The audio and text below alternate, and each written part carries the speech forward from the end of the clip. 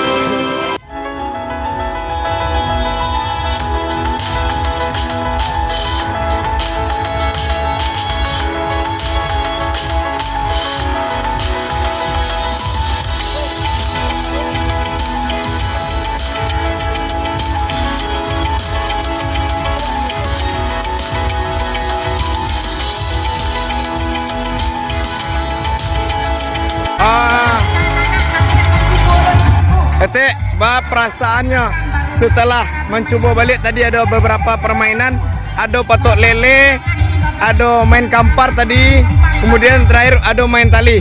Perasaannya? Baga? Semangat sekali ya. Oke. Jadi Iko adalah PR kita untuk generasi muda kita. Harus kita perkenalkan kembali, menyelamatkan mereka dari pengaruh negatif HP ya.